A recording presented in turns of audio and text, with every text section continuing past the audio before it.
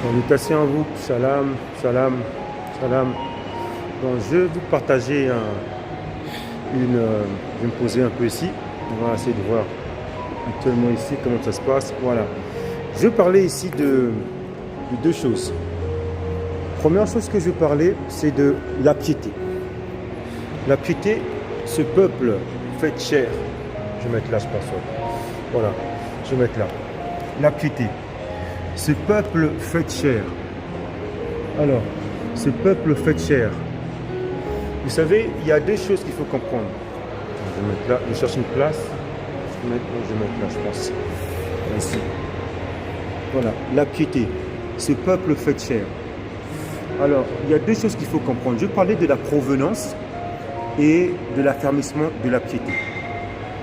La provenance.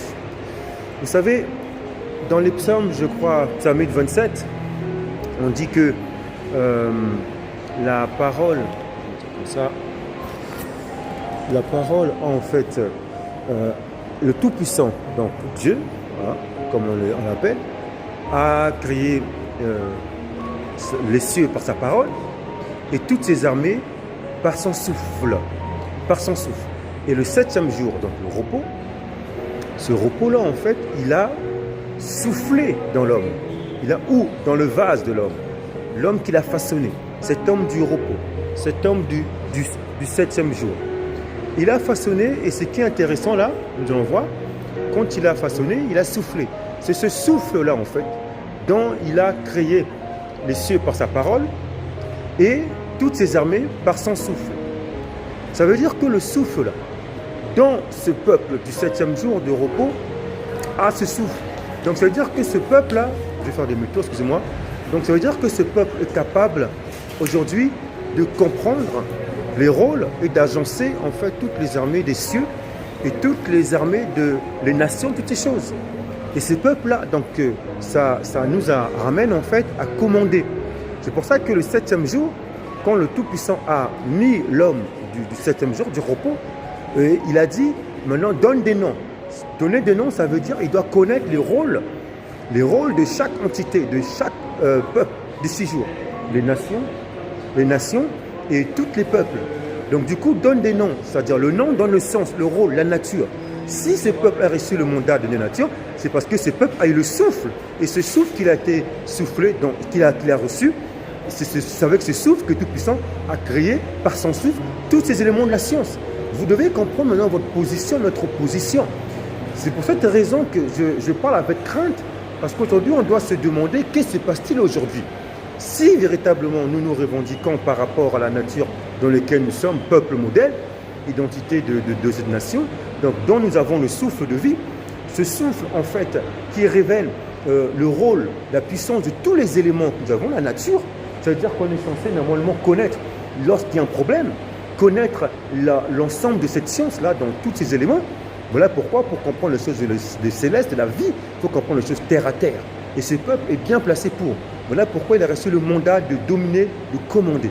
C'est-à-dire quand ce peuple parle, eh ben, le matin se lève, les éléments se lèvent. Il ramène tout à l'existence. Ça veut dire que lui, il est uni au temps, il est uni à la vérité. Avant de parler, il sait que quelque chose va se produire parce qu'il a reçu donner le nom, le souffle. Parce que quand la nature agit, quand la nature, les mouvements de la nature, les molécules, toutes ces choses dans l'anthropologie, dans l'archéologie se passent, les choses de la vie, dans ces problématiques, et bien lui, il le ressent et il doit communiquer une chose. S'il voit une conséquence, un dégât, il doit communiquer avant pour restaurer. Mais il doit voir quelle est restauration. C'est ça ce pouvoir du souffle de ce peuple-là. Vous comprenez? Ça, c'est la naissance de ce peuple. Maintenant, ce peuple-là, c'est en fait ce peuple qui est issu, fils d'Alayam, fils de Dieu, qui a le germe, nature divine. Donc ça veut dire que ce peuple, ce qu'on appelle dans les lettres de Timothée, on dit Dieu manifesté chair. Donc le mystère de la piété. Vous devez comprendre qu'est-ce que c'est que la piété. Donc là, je parlais de l'issue. Donc vous voyez, ce peuple issu, donc ce peuple qui a le mouvement de l'action de cette science-là. Le mouvement de la piété dans parole faite. Ça veut dire le mouvement de la science de vie, qu'on appelle Dieu, dans fait chair, ses actions de piété, de fruits de la vie. Et donc ce peuple-là maintenant a chuté, il a perdu sa position. Maintenant il se restaure. Maintenant comment peut-on observer, vivre dans la piété? Parce qu'on a perdu. Puisque dès qu'on est sorti, on avait le germe de la piété, mais sauf que dans l'extérieur, on était combattu. Donc on a transgressé nos lois de piété, nos mouvements de piété. C'est-à-dire la piété, c'est quoi? C'est les mouvements, relations entre homme, femme. Dans l'éducation, il n'y avait pas de relation entre nous, c'est ce qu'on appelle l'implicité, les relations impures. Or, l'homme, quand il marchait, il communiquait, et la femme, pareil, manifestait des fruits de la vie. C'est-à-dire qu'on communiquait cette science-là. Donc il y avait une loi de piété, le respect de l'autre, la crainte de l'autre, l'amour de l'autre. Et quand on marchait, il y avait une gloire tellement de chasteté, de piété, de vie faite chair. Quand on marchait, même on ramenait un désert en Éden. C'est ça en fait la piété. Vous comprenez? Cette piété, on l'a perdue, elle était cachée, qu'on appelle la vérité, et maintenant elle est cachée dans l'ombre. Maintenant, pour que nous, le peuple qui a ce gène de piété, vous voyez, aujourd'hui, c'est complètement l'opposé. Aujourd'hui, on est complètement éloigné, mais on se restaure. On va voir comment le processus d'affermissement. Aujourd'hui, vous voyez, nos relations, nos familles, c'est de l'impudicité, c'est de l'impiété. Et l'impiété, on le voit bien. Or, c'est le mal. Et c'est ça qui tue nos familles. C'est ça qui fait qu'on perd notre nature divine. On se comporte comme des bestialités. Dans les églises, dans les familles, vous voyez les relations d'impudicité, relations entre sexes opposés par téléphone, par distance de corps entre eux, commérage, ces choses, impudicité. Et ça, on le voit bien. Et c'est avec ces forces-là que chacun d'entre nous, individus, en œuvre. Parce que le système aujourd'hui, sa source, c'est l'impiété. Comme nous, notre source, c'est la piété. La piété, c'est la source même de notre constitution. Ça veut dire que vous pouvez recevoir des connaissances, faire des œuvres. Mais si vous n'avez pas, si vous n'êtes pas dans la source de piété, tout ça c'est en vain. C'est-à-dire que vous faites des forces dans l'impudicité. Et ces forces, ce n'est pas ça que vous élevez, vous rendez gloire à votre nature divine. Vous vous éloignez. Voilà pourquoi l'importance de considérer, de se rescruter, de voir comment est-ce que j'agis, dans quelle source je suis. Et la plupart d'entre nous dans le système, on a œuvré pour le système dans l'impudicité, dans l'impiété. Voilà pourquoi maintenant, comment on se restaure nous maintenant? Déjà, il faut savoir déjà notre identité. Donc il y a une prise de conscience. Repentance est là. Et du coup maintenant, comment? C'est pas en... Parce que la piété, c'est un mouvement. Donc c'est une action faite chair. C'est pas par distance. Là, vous m'écoutez. Ce sont des paroles, on pourrait dire des paroles des vertus. Maintenant, moi, ces paroles, par la repentance, par la mesure de la repentance, je veux le vivre. Pas moi, mais cette lumière en moi qui m'a restauré. On va voir comment je veux vivre cette manifestation faite chair. Donc en le vivant, en fait, de cette manière, en fait, c'est là maintenant où vient, en quelque sorte, ma piété, la piété. Bon, tout ce que je vous communique là, elle est vie en moi, elle est vérité en moi. Dans le terrain, il y a l'action. Ceux qui sont proches de moi, ils goûtent, on touche, on guérit, on se restaure. Mais vous qui écoutez là, ça va être le degré de la parole, comment vous l'imprégnez, comment vous le vivez en vérité. C'est là qu'elle se manifeste piété, mais ce n'est pas tout. Est-ce que cette parole vous concerne dans le temps présent? Parce que pour qu'elle soit une connaissance de vérité, de piété, il va falloir que cette parole vous concerne. Mais je ne pense pas. Peut-être que cette parole ne vous concerne pas là où vous êtes, elle me concerne moi. Maintenant, dans cette parole, il y a une généralité. Oui, mais est-ce que c'est le repas aujourd'hui que moi je reçois? Maintenant, si la puissance, la science a permis que vous le recevez, ça peut vous affermir. Maintenant, ça va dépendre comment est-ce que vous le prenez dans votre vie de tous les jours et vous le vivez. Dans tous les cas, ce qui me concerne aujourd'hui, dans ma vie de tous les jours, ce que je communique, je le vis dans la piété, parole faite chair. Il n'y a que la parole faite chair qui peut délivrer. Sinon, c'est le mensonge. Et la parole faite chair, ça veut dire que je le vis. Je suis dans une famille. Donc, vous voyez que la parole faite chair, elle peut que être faite dans une famille. S'il n'y a pas de famille, la parole faite chair n'est pas possible. Vous voyez? Donc, ça veut dire que si vous écoutez dans YouTube, chaque fois que vous voyez des YouTube, des connaissances, si ce n'est pas de corps, c'est le mensonge. Vous ne pouvez pas vous affermir parce que la parole faite chair, elle se fait dans une famille de corps. Vous mangez ensemble, vous partagez le sang ensemble, vous marchez ensemble, vous vivez ensemble. C'est un peu que c'est faire que dans ces conditions. En dehors, mes amis, c'est que le mensonge, c'est que le mensonge. Et beaucoup, voilà pourquoi on parle de la connaissance du mensonge et la connaissance de la vérité. Beaucoup sont oisifs, ils vont partout, ils écoutent des connaissances partout, des familles en famille, même dehors, même par YouTube. Maintenant, YouTube, qui est une conception chacun, nous tue la vérité. Et beaucoup vivent de YouTube, vivent de réseaux. Ils ne veulent pas vivre, comprendre chez eux, là, dans le terrain, la captivité. Ils sont partout. Mais tous ces aliments que vous prenez, ce n'est pas la connaissance de vérité. Maintenant, ça dépend comment vous le prenez. Puisque ces aliments sont dans 80% des cas, ou je ne sais pas combien des cas, ou 50% des cas, ces aliments ne vous correspondent pas. C'est quelqu'un qui l'a communiqué pour lui. Aujourd'hui, on élève des têtes qui donnent des connaissances. Et alors, est-ce que cette connaissance, elle est valable pour toi où tu vis aujourd'hui? Vous comprenez? Moi, ma connaissance que je communique, elle est valable pour ceux de ma famille qui sont proches, ceux qui sont plus proches de moi. Ça leur concerne. Mais vous, aujourd'hui, prenez cette parole, ça vous fait du bien, mais la prenez avec la vie, pas avec la mort. Vous comprenez? Maintenant, c'est pour ça que dans une famille, les parents donnent les paroles qui correspondent à la famille. Si toi, tu es dans une famille et tu es parti, tu auras plusieurs connaissances, mais ces connaissances vont te rendre confus, tu seras mélangé. Par contre, si tu es fidèle dans une famille, tu auras ta parole qui te concerne. Cette parole, elle est fidèle à toi. C'est-à-dire qu'elle est mieux que 10 000 paroles ailleurs. Tu peux aller partout ailleurs où tu veux, hein, et tu négliges ta propre famille, parce que celui qui ne prend pas soin de sien et de sa famille, bref, il a renié la confiance, la foi. Donc si tu parles n'importe où, que tu donnes des paroles où tu veux, c'est inutile, c'est en vain. C'est comme au temps de Lot, comme au temps de Noach. Ce sont des familles. Et la famille est liée à la source de piété. Dans une famille, on mange ensemble, on voit les fruits. Comment je parle, j'applique ça dans le département dans lequel je suis, dans la nature, dans la capacité dans lequel je suis.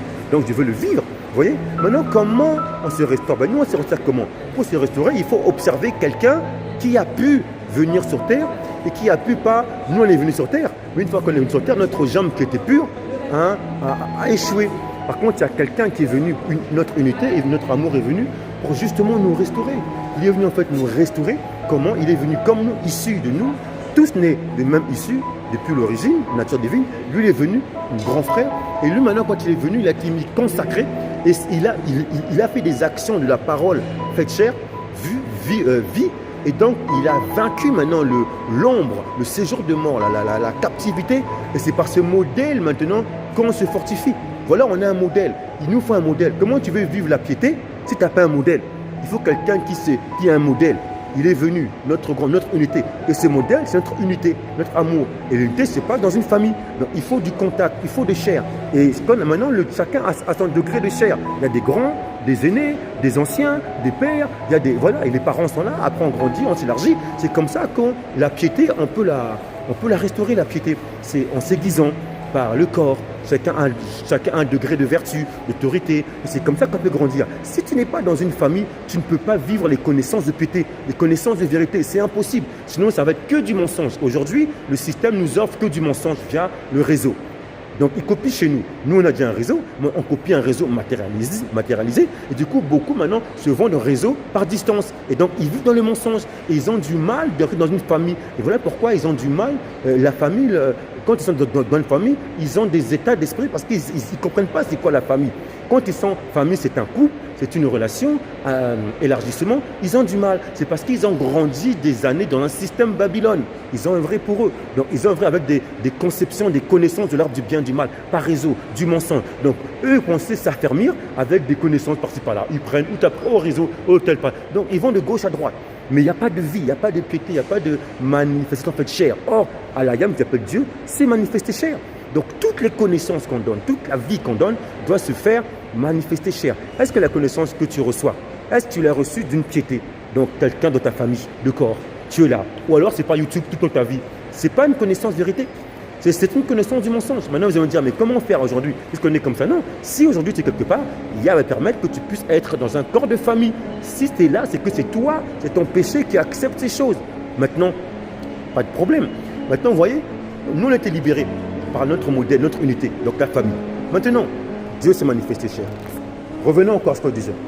Deuxième chose, maintenant, on a compris maintenant l'origine, la restauration. Maintenant, les connaissances. Bon, il nous faut, dans une maison, il y a l'affermissement. Il y a en fait le père, il y a la mère. Le père qui donne le côté berger, la mère qui est là, messager, miséricorde, il y a les prédicateurs qui instruisent, les enfants grandissent, toutes choses. Tout, dans une famille, il y a tous ces mouvements d'une famille. Tous ces mouvements. Maintenant, il y a des services, des ministres qui sont là pour booster les familles. Mais on a tous les 5, tous les hommes ont les 5, comme on a 5 doigts, on a tous l'affermissement en nous. Un homme responsable, mon tout, est censé être un berger. C'est simplement quelqu'un qui dit d'une famille.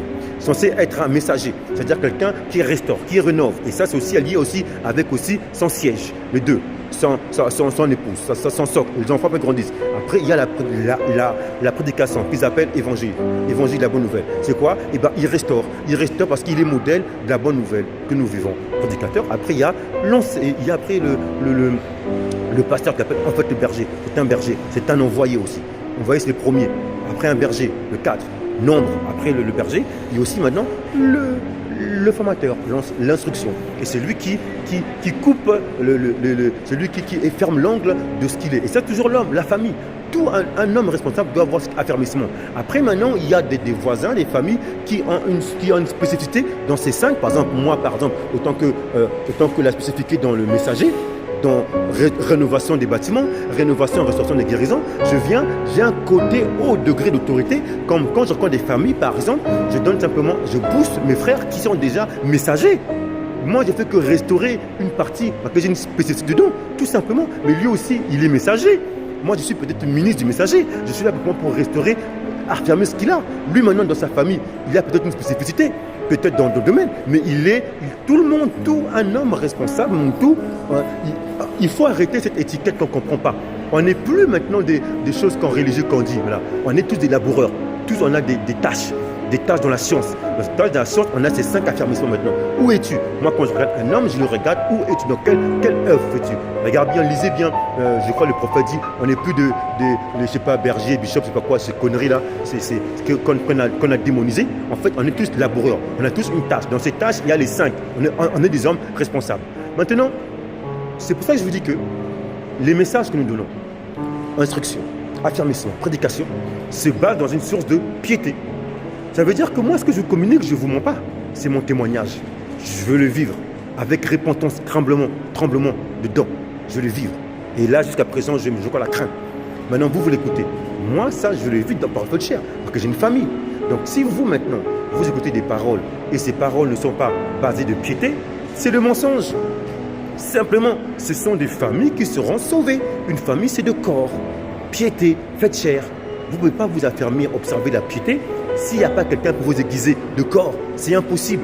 C'est pour ça que des personnes, quand ils commencent à rencontrer une famille, ils ont du mal. Ils ne restent pas longtemps parce qu'ils ont trop nourri le côté égoïsme, le côté en fait eux-mêmes. Et c'est ça le système, parce qu'ils sont divisés, ils ne connaissent pas l'unité.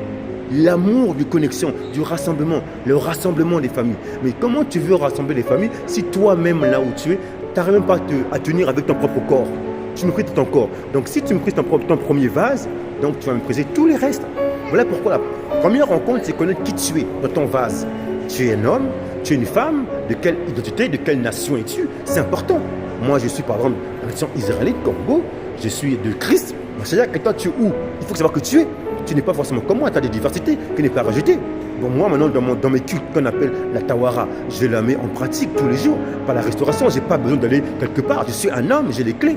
En moi, j'ai la lignée de la culture Tawara. Et c'est ce que j'enseigne dans ma famille. Je suis à la fois un berger, je suis à la fois un envoyé, à la fois un messager, à la fois un prédicateur, à la fois un berger, à la fois comme qu'on appelle un formateur, un docteur.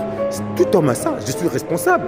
Maintenant, dans ma spécificité, en tant que ministre, en tant que tâche, je suis rénovateur. Ça veut dire que je suis la guérison de l'intérieur des âmes, de l'archéologie. C'est mon domaine, je suis un laboureur, archéologie, expert dans la technique. Mais j'ai ces 5 services. Maintenant, d'autres personnes ont d'autres services. Moi, maintenant, je rencontre des familles pour booster ceux qui ont, pour booster le côté service, le côté prédication. C'est tout. Ça ne veut pas dire qu'ils n'ont pas, on a tous ta connaissance. Moi, je suis en tant que service, tout simplement. Je n'ai rien à apporter à tout le monde, on a tous ta connaissance. Maintenant, toi, où tu es? Où vas-tu recevoir tes partages? Où es-tu? Tu vagues de gauche à droite. Comme beaucoup, ils vaguent, ils ont des connaissances, ils ne savent même pas où ils sont. Ils sont infidèles dans leur famille. Et donc, la piété. Mes amis, c'est que la piété qui va vaincre le mystère de l'iniquité, c'est-à-dire l'amour fait chair. Aujourd'hui, c'est pourquoi on tue la piété, c'est parce qu'on aime l'impudicité. On aime rester entre nous, frères à l'église, hein, les sœurs, on est là, au téléphone, impudicité. On prend nos forces en fait d'impudicité et donc on tue la nature divine. Vous voyez mes amis, donc ce que j'aimerais vous dire en fait à vous, un shalawam, en ce jour, tout simplement, c'est que j'ai parlé en fait de la Alayam fait chair, Dieu fait chair, dans ce peuple issu du souffle et comprendre qui tu es. Et surtout mes frères, et surtout comprendre qui tu es, et surtout les paroles que vous recevez, les connaissances que vous recevez, c'est dans la source de piété. Tout ce qu'on fait, c'est source de piété. Et la loi de la piété, c'est quoi? Vous le savez, c'est le Christ fait chair. Christ fait chair. En nous, quel est ton Christ? Vois-tu ton Christ en toi? Ou alors tu veux un Christ spirituel, un Christ mensonger, un Christ religieux? Christ fait chair, ça veut dire venu en chair. Tout esprit qui ne confesse pas que l'esprit est fait chair n'est pas de la puissance, de la science, Donc Christ fait chair.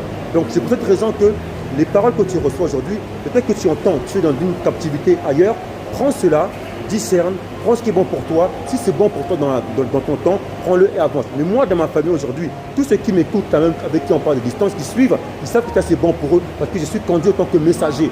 Vous comprenez? Et c'est ça mon rôle. Maintenant, je peux rencontrer des familles, on m'invite quelque part pour communiquer aux familles, pour booster simplement le côté messager, le côté guérison. Ça, c'est mon travail. C'est pour ça que je vous invite. Moi, j'ai des familles, des fois à l'époque, qui m'invitaient dans leur famille, dans leurs églises, des maisons. On m'invite là-bas, dans les salles, pour faire des conférences de guérison, des conférences de restauration. C'est un métier c'est un corps de métier que j'explique comme un métier pour montrer le service que je parle depuis des années, dans la restauration, dans la rénovation, dans l'archéologie, dans les âmes au niveau du corps, au niveau de l'âme, l'alimentation. C'est quelque chose que je libère. Et aujourd'hui, voilà, là maintenant, aujourd'hui, j'ai rencontré beaucoup de familles à l'époque, et c'est là que j'ai exercé dans le désert. Maintenant, aujourd'hui, je peux aller dans votre captivité, partir pour libérer en quelque sorte ceux qui sont malades, guérison, parce que pour que le peuple, pour que nos familles reçoivent des formations, il faut les guérir d'abord, donc il faut la prédication. Et j'ai celui aussi à ces choses-là. Donc tu vois, donc je peux donner le service, prédiquer, c'est-à-dire guérir les âmes, une fois qu'ils sont guéris, mettre des bases, des fondements sur la restauration, sur la rénovation. Pour que ceux qui sont déjà là, les hommes qui sont déjà là, ils vont être restaurés, après eux-mêmes ils vont être dans la famille. C'est tout. Il faut donner la liberté. Il ne faut pas mettre emprisonner la vie. Un homme a ses 5 affermissements. Maintenant, moi, je le vis ici déjà, parce que je le vis concrètement en fait chair. Maintenant, je le communique dans les familles pour simplement booster le service en tant que service, en tant que ministre, au niveau de la prédication, au niveau du messager. C'est tout. Et je parle dans les nations, mes frères nations dispersées, qui m'invitent là-bas pour communiquer. Et ce message-là, il va être communiqué, qu'on appelle la bonne nouvelle. Une fois que le message est communiqué, maintenant, il faut mettre le message de la direction, c'est-à-dire le côté prophétique maintenant. Vous voyez, une fois que j'ai fait ça, les hommes qui sont là, qui avaient déjà ça, moi je les pousse, maintenant ils vont vivre ils vont maintenant communiquer chez eux. Et moi je m'en vais, je ne suis pas là pour emprisonner. Moi maintenant, parce que moi déjà, je fais déjà de ma famille déjà ici déjà. Vous comprenez mes amis? Voilà, donc un homme c'est ça, un homme ou tout, parole faite chair, le mystère de la piété faite chair. Vous comprenez mes amis? Donc tout ce que nous communiquons ici, il faut le vivre dans la piété, la parole faite chair. Et c'est ce qui est combattu. Beaucoup d'entre nous aujourd'hui, on tue la parole faite chair. Quand on entend des messages comme ça de piété, de chasteté, de virginité, on le massaillaque, on le tue. Mais je vous invite mes amis à recevoir les paroles et à les manger, à les digérer et à le vivre, à les mettre en pratique dans la source de péché. Tout est source de péché. Avant de commencer l'œuvre, avant de construire quelque chose, il faut vous dire que quelle est votre source. Et c'est la source de péché. Ça veut dire que vous pouvez avoir quelqu'un qui donne des paroles, il est content, des grandes paroles, messagers, mais un bon des prophètes, je ne sais pas quoi. Mais si ce bishop-là, vous voyez avec des femmes, des sœurs, au téléphone, et sa femme accepte ces choses, qui baptise des sœurs, donne des bonnes paroles, fuyez. C'est un charlatan. Le Seigneur n'est pas là. C'est quelqu'un qui est impudique. C'est quelqu'un qui est un pété. Donc, il n'est pas sur des pétés. Si vous voyez une sœur, des gens qui se lèvent, qui s'efforcent, qui se montrent là, fuyez. Tu vois, quand j'ai fuyé, discerner, mais c'est pas avec ces gens que vous êtes là. Prenez ce qui est bon et puis partez. Voilà. Une sœur qui est exposée, qui, de famille en famille, elle part, on écoute là-bas, elle peut voir la douce, bien, tranquille. Non, ça c'est faux. Fuyez, parce que c'est de l'impudicité. Vous voyez? Quand vous voyez maintenant quelqu'un qui est simple, qui donne des paroles, et vous contenez sa vie, vous voyez que le gars, il respecte bien la crainte de la piété. Là oui mes amis, s'il faut rester un temps avec lui, marcher avec lui, oui c'est un modèle. Parce que lui aussi il suit le modèle imitateur de Christ. Et si vous voyez quelqu'un comme ça qui suit le Christ, suivez-le. Parce que lui c'est qu'il communique, il veut le vivre. C'est comme ça. On parle pour parler. Le frère il parle, il expose sa femme, ses enfants sont exposés, il n'a aucune crainte, aucun cœur de repentance, il est là. Ça c'est pas la piété. Ça c'est le mensonge. Les paroles sont bonnes, prenez puis partez. Mais ça sert à rien de le suivre. C'est inutile. Vous avez, mes amis, le message que nous communiquons qui va libérer, comme au temps de Noach, de Lot, ce sont les familles, donc ce sont les sources de piété. La base, écoutez bien, la base des messages que vous écoutez, c'est la base, c'est la piété. Vous voyez un pasteur, un bishop qui a un compte YouTube, il vous donne des bonnes paroles, vous dites, oh ouais, je vais aller vers lui, je vais voir comment c'est. Regardez, si vous voyez que sa femme qui est exposée dehors, ses enfants exposés, et lui-même, il parle des sœurs, il parle de ceci, fuyez, c'est même pas la peine. Vous pouvez voir cet homme à travers sa femme. Si sa femme, vous la voyez comment elle est habillée, elle est exposée, on l'appelle partout par des hommes, exposés, fuyez. C'est pas la peine. Et c'est ce qu'on voit dans les religions, dans les chrétiens, dans ce mouvement-là aujourd'hui. Donc ça, c'est de la pudicité. Le Seigneur n'est pas là. Donc le Seigneur est là quand on a la crainte de la repentance. on veut vivre la source de piété, que le premier fondement de nos familles, c'est-à-dire Yasha, Mashayak, nous sommes des Mashayak, faites chair, l'action faites chair, l'esprit terrestre faites chair. Une fois qu'on donc la science, après maintenant on est des fils d'Alayam, c'est-à-dire on se soumet à nos maisons, on est fidèle à nos maisons. Vous voyez pourquoi les deux fondements pour commencer l'œuvre, c'est quoi? C'est Yash, nous sommes des Christ, faites chair. Mashayak, ensuite des fils d'Alayam, c'est-à-dire l'humilité, l'agneau, on reste fidèle dans nos maisons. Une fois qu'on vit ça, maintenant les paroles vont venir, ils viennent, mais le respect est là, le fondement est là. Et c'est là où nous tenons, on est exigeant. Et c'est là notre appel de communiquer le fondement, mais par cette prédication de la bonne nouvelle. C'était un encouragement pour nous, famille. Allez, shalawam.